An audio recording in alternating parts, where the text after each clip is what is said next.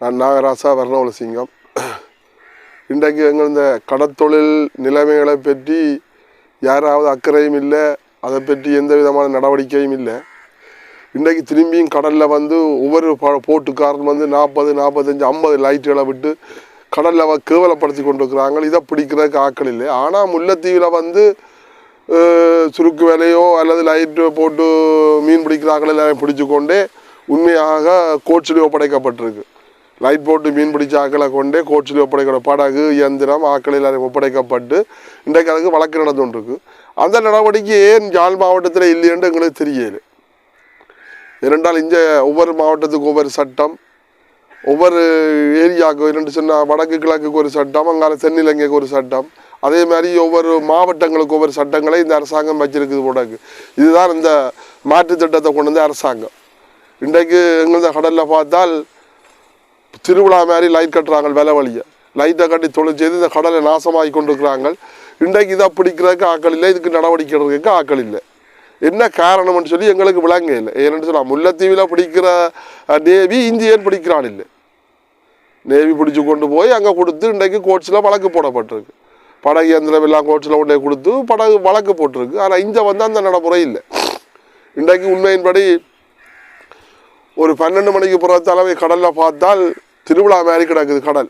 அவ்வளோ தூரத்துக்கு லைட் கஞ்சல். ஆனால் கேட்டால் சட்டங்களை நடைமுறைப்படுத்த சொல்லி கேட்டால் தாங்கள் சொல்லியிருக்கிறேன் நடைமுறை வருமென்னு சொல்கிறாங்க. ஆனால் பொய் சொல்கிறது முழுக்க பொய்யான தகவல்கள்.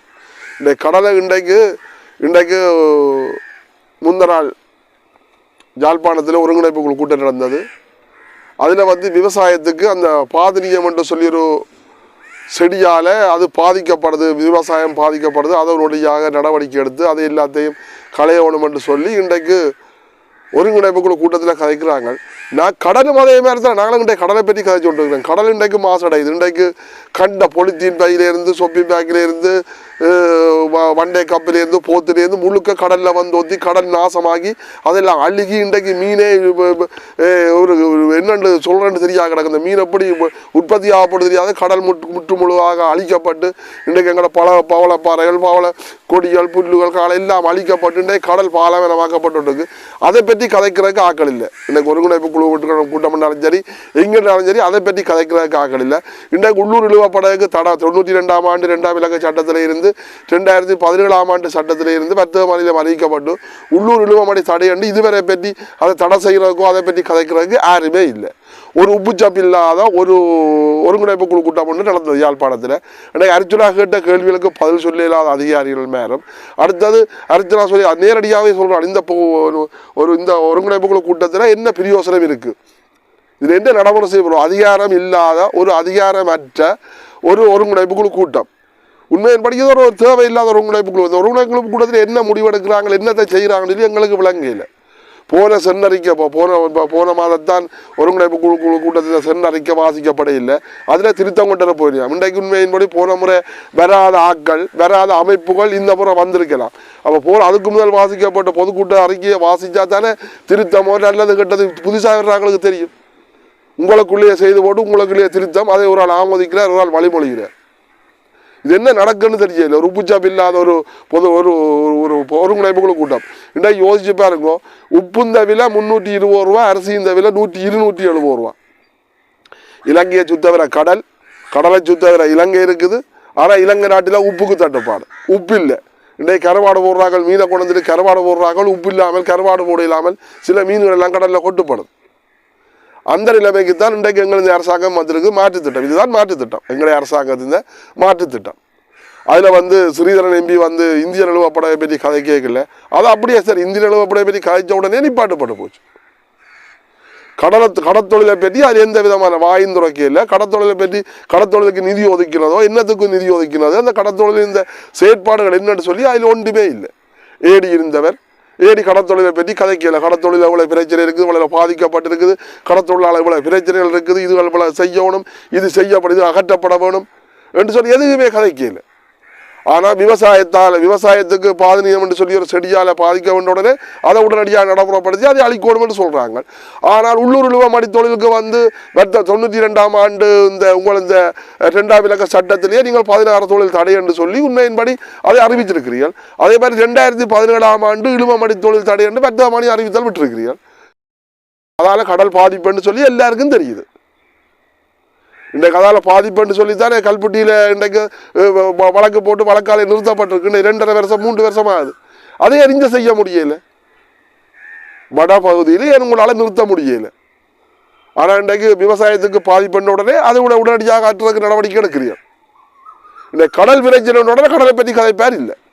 அது ஆளுநர் என்றாலும் சரிதான், அரசாங்க அதிபர் என்றாலும் சரிதான், ஒரு ஒரு பொம்மை ஆளுநர் என்ன ஒருங்கிணைப்பு குழு தலைவர், ஒரு பொம்மை, ஒரு அச்சு பிச்சு இல்லாத ஒரு பொம்மை, ஒரு ஒருங்கிணைப்பு குழு தலைவர், கடல் என்றா என்னன்னு தெரியாதவர், கடலை பற்றி வாய் துறக்க இல்லை. அவர் தான் வாய் துறக்க இல்லைன்னு சொன்னால் அங்கே போன ஏடியும் வாய் துறக்க இல்லை. கடலில் என்னென்ன பிரச்சனை இருக்குது, என்ன உடனடியாக இதன்போல தொழிலை நிப்பாட்ட போடணும், இதெல்லாத்தையும் நிறுத்தி நாங்கள் கடல் வளத்தை பாதுகாக்கணும். கடல் வளத்தை பாதுகாத்தா தான் கடற்தொழிலாளிகள் வருமானங்கள் அதிகரிக்கும், வாழ்வாதாரம் உயர்த்தப்படும். அதை பற்றி யாரும் சிந்திப்பாரே இல்லை. ஆனால் அச்சுப்பூச்சி இல்லாத ஒரு ஒருங்கிணைப்பு குழு கூட்டம், அந்த கூட்டத்தில் வந்து மயிலட்டி காவரில் வந்து இந்திய இழுவப்படகு பிடிக்கப்பட்ட இழுவப்படகு 100க்கு மேலே இருக்கண்டும், அதை கொண்டே கடலில் கொண்டே வெட்டி கொண்டே தள்ளுறதுன்ற மாதிரியும் ஒரு முடிவெட்டு எடுத்தது மாதிரியும் அதை நேவிக்காரனுக்கு அறிவித்து நேவி ஊடாக செய்கிறோம். அப்போ அதே அரசாங்க அதிபருடன் என்ன சொன்னார்? தாங்கள் நேவியோட கதைச்சாங்க, நேவி தங்களுக்கு அப்படி ஒரு தகவலும் வரவில்லை, தங்களுக்கு கடிதம் மூலமாக இப்படியாக பதிலும் வரவில்லை என்று சொல்லி நேவி சொல்லுது.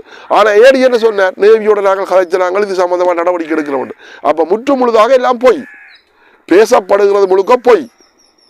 2 அரசாங்க அதிபர் உடனே சொல்கிறார், தாங்கள் நேவியோட தொடர்பு பண்ணுறாங்க, நேவி அப்படி இல்லையா, தங்களுக்கு கடிதம் மூலமோ அல்லது ஒரு அறிவித்தலும் ஒன்று வரையில்லைன்னு சொல்லி. ஆனால் ஏடி சொல்கிறார் தாங்கள் நேவியோட கதைச்சேன்னு சொல்லி. அவ யோசிச்சு பாருங்க, இந்த மக்களே போல ஒருத்துக்கு எல்லாரும் பேக்காட்டின்னு சொல்லி இப்படியே கடத்தொழில் மக்களை பேக்காட்டி அவனவனே சம்பாரிச்சு கொண்டு போனான். இன்றைக்கு குடாரப்பில் தென்னிலங்கிலேருந்து வந்த அட்டப்படி பிரகாரம் 600க்கு மேலே நிற்குது படகுகள். அது 300 பேருக்கு தான் அனுமதி வழங்கப்பட்டிருக்கு. அதை நடுவடியாக போய் உண்மையின்படி ஒரு பாசில் 3-4 படகு தொழில் செய்கிறான். ஒரு அனுமதி பத்திரத்தில் 3-4-5 படகு தொழில் செய்கிறான். அதுக்கே நிவியால் நடவடிக்கை முடியலை. போய் பாஸை செக் பண்ணுறது, பாஸ் இல்லாத படகுகளை உடனடியாக ஏற்ற வேண்டியாரு. அதுக்கே உங்களால் நடவடிக்கை எடுக்க முடியலை. அப்போ எல்லாத்தையும் நீங்கள் விட்டு பவனி பார்த்துட்டுருக்கிறீங்க. கடல் அழிஞ்சா என்ன, கடல் மலை நாசமாக போனால் என்ன, கடற்தொழிலாளி செத்தான உங்களுக்கு அதை பற்றி அக்கறை இல்லை. இன்றைய கடலில் வந்து போல வெளிச்சங்கள் போட்டு லைட்டை போட்டு மீன் பிடிக்கிறான்னா முல்லைத்தீவில் பிடிக்கிறான், இங்கே பிடிக்க உங்களால் பிடிக்கலாது. அப்போ நேவிக்கோள் அறிவித்தல் சரியாக அதிகாரபூர்வமான அறிவித்தலை கொடுக்குறே இல்லை. அதிகாரபூர்வமான அறிவித்தலை கொடுக்காது நாங்கள் நேவிக்கு சொல்லியிருக்கிறோம். நேவியோட கதைச்சுறாங்க, நேவியோட கிழிச்சுறாங்கன்னு சொல்கிறாங்க. இன்றைக்கு அரசாங்க அதிபரே நேரடியாக கேட்டிருக்காரு, நேவிக்கு அப்படி ஒரு தகவலும் வரைய இல்லையா, கடிதம் மூலமாக இப்படி ஒரு தகவலும் வரைய இல்லையா. அப்போ யோசிச்சு பாருங்க, இவ்வளோ பொய்யை சொல்லி எங்களோட மக்கள் எல்லாரும் பேக்காட்டி கொண்டிருக்கிறாங்கன்னு சொல்லி. எங்களோட கடல் வளம் எப்படி நாசமாக போனாலும் அதை பற்றி அவங்களுக்கு கவலையே இல்லை. கவலை சரி, எல்லாம் புழுவுதான். அதுக்கேற்ற எங்களது அரசியல்வாதிகளும் அதுக்கு ஆமா போடுதல். அவன் அர்ஜுனா ஒருத்தர் இருந்து சட்டபூர்வமான முறையில் அதுகளை தட்டி கேட்டு இதுகளை தட்டி கேட்டு ரோடு போடையில் அந்த ரோடு முழுக்க நான் நேரடியாக பார்க்க வருவேன், ஒவ்வொரு ரோடாக வந்து பார்க்க வருவேன் என்று சொல்லி உண்மையாக அதன்படி சில விஷயங்கள் அர்ஜுனா சொல்றது உண்மையாக அதை வரவேற்க வேண்டிய விஷயம். இதுவரை எங்க பாராளுமன்ற யார் கதைக்கிறேன் ஒரு அது செய்தியோ, நான் அதை கட்டாயம் வந்து பார்ப்பேன். அப்படி நீங்கள் ஏற்கனவே செய்திருந்தால் இன்றைக்கு எங்கள் இந்த வடமாகாணத்தில் இன்றைக்கு வடமாகாணம் எவ்வளவு முன்னேற்றத்துக்கு வந்திருக்கு, பயம் வந்திருக்கு. ஒவ்வொரு அரசாங்க உத்தியோகத்தன்மையாருக்கும் பயம் வந்திருக்கும். இவங்க பார்க்க வர போகிறாங்க, பார்ப்பாங்க, பார்த்து இல்லைன்னு சொன்னாங்க செய்யாட்டி எங்களுக்கு ஒரு பிரச்சனை வரமான்னு சொல்லி. ஆனால் இன்றைக்கு அர்ஜுனா இருக்கார், எந்தெந்த ரோடு போட்டு நீங்கள் உடனடியாக சொல்லணும், நான் அந்த ரோடு அவ்வளோ வந்து பார்ப்பேன்னு சொல்லி